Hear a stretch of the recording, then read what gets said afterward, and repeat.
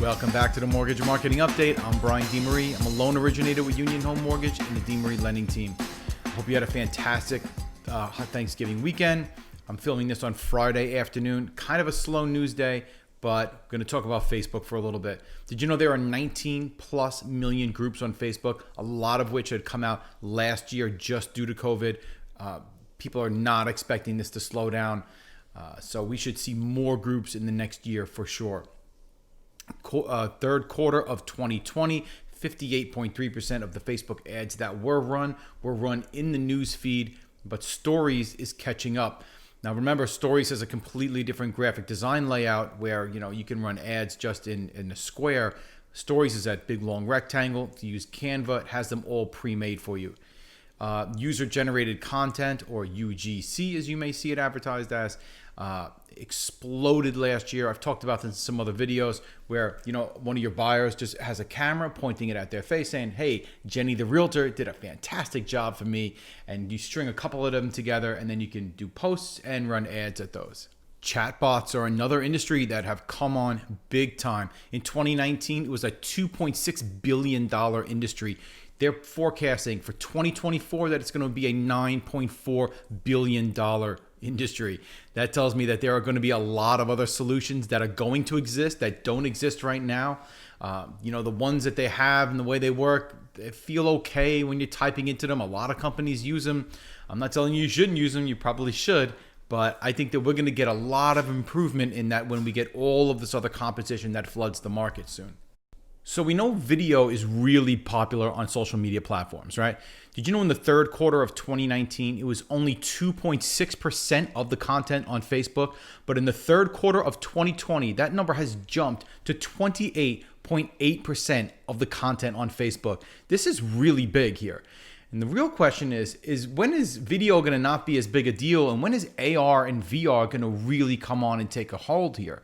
Did you know that in 2020 it became VR and AR became an $18 billion industry? So Facebook has something called Spark Studio, and you got about 500,000 people there that have been hard at work making 1.2 million different types of effects for AR. You're not sure what this really looks like? This is an idea of what AR looks like, right? It's augmented reality. It's kind of a change in appearance in the video when you move and things move with you. But VR is a totally different experience where this is like an artificial reality, with the headset, you're in the zone. So the question is when is this going to be commercialized heavily? iPhone 12, iPad Pro, they both have LiDAR scanners.